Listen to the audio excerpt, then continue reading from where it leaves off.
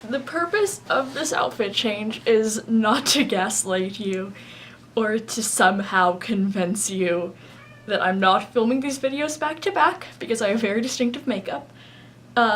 It's just that I often film videos back to back because I often psych myself out about making videos and I want there to be content on my channel in 2019, so here I am. In this video, I'm going to be talking about depression meals. I sometimes post on my Snapchat, like, I'm eating this, it's a depression meal, and people tend to message me like, you have depression? Oh my god, I'm so sorry, do you want to talk about it? And I'm like, that's not why I posted that, I just think it's funny. So, if like these people, you aren't in the know, a depression meal is something that a person does when they either don't really feel up to cooking or they don't really feel up to going to the grocery store. And a lot of you may be thinking, oh, well, that's a normal person thing to do. But for depressed people, this can last for like weeks, where you just feel like it's so overwhelmingly too much effort that it's the impossible task. You cannot make yourself do it. So no, I don't really, this isn't going to be a video that's really serious where I talk about being depressed. If you are depressed, you're welcome to reach out to me. I don't know if I'd be helpful, but I recommend seeking help of some kind, and this video isn't really that. This video doesn't really take it too seriously. You get to a point after being depressed for so long that you just have to laugh at it because it's so stupid. Here are my top 5 depression meals. Without further ado. My 5th favorite depression meal is random junk food. It's so low on the list because it's not a meal and it has not just no value, but actively like negative value. And usually these occur when you haven't really been able to make yourself go to the store for weeks. And so you're like, what do I have left in my pantry? And it's like 2 Rice Krispies, a bag of microwave popcorn,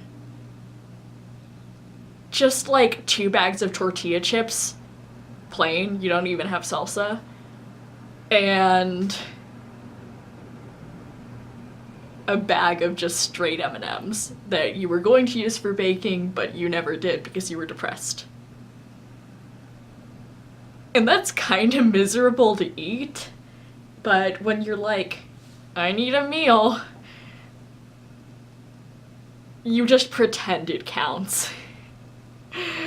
I'm going to demonstrate by eating the straight M&Ms that I have in my pantry.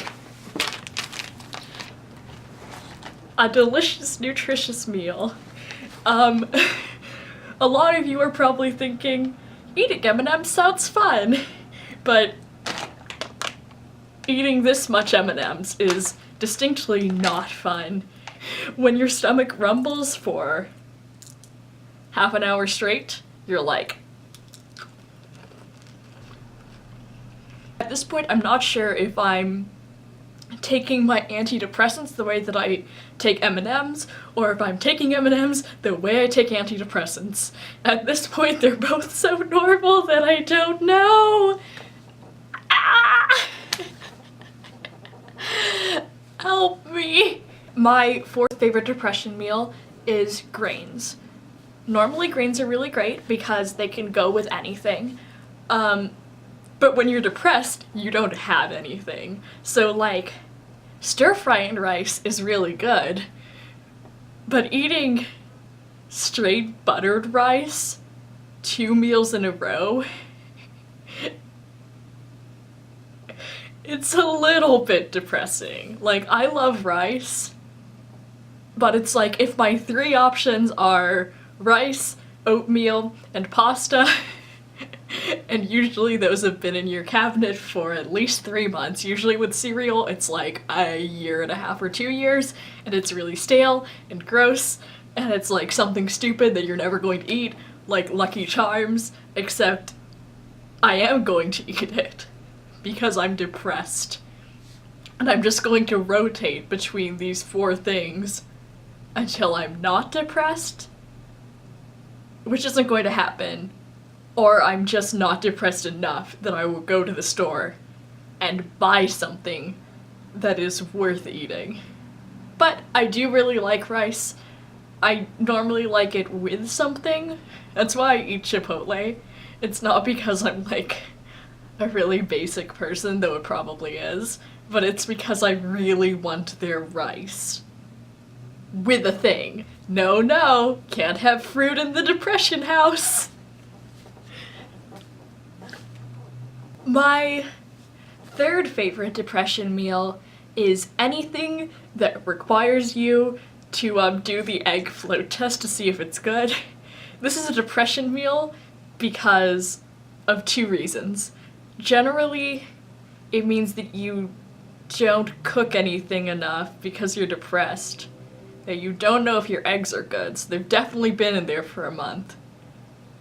Also because it's just objectively silly to start floating eggs and seeing if they sink.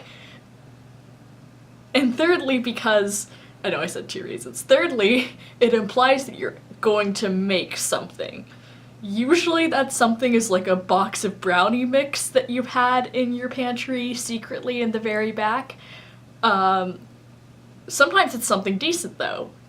Usually it's not, but it still is very exciting cooking enough, just enough mind you, but still enough that you use an egg. Oh my god, it's wild. And also I like it because even though you're depressed, you can at least experience the excitement of like, oh my god, it sank. Shocking. I haven't felt an emotion in like 2 months. I'm not depressed anymore, I'm cured, guys. They're like, why do you laugh so much? And I'm like, because I'm dying inside. It's 29 scene. Wake up, sheeple. What are you posers afraid of? A terrible face. Oh my god, if I put that in the video, I'm going to lose all of my, like, 2 subscribers. Also, I cut off that clip, but those 2 subscribers are probably, like, my mom and my sibling. And, like, John. He's pretty cool. He's great. I just realized I didn't reply to someone I really wanted to talk to for like 3 weeks. That's a depression meal. Aesthetic. My second favorite depression meal is also really great because it involves a little bit of cooking, and that is potatoes. I have eaten so many potatoes in the past 2 weeks. Like, boy, potatoes. I still have some left, so we know what I'm eating for the next 2 days.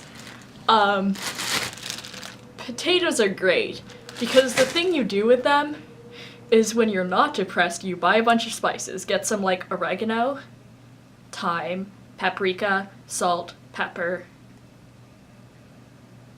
Maybe if you're like feeling different, you could do like rosemary, I don't know. But this way, potatoes last a little bit, and so you could have them for like several meals if you buy a couple bags. And that's awesome because you just kind of have to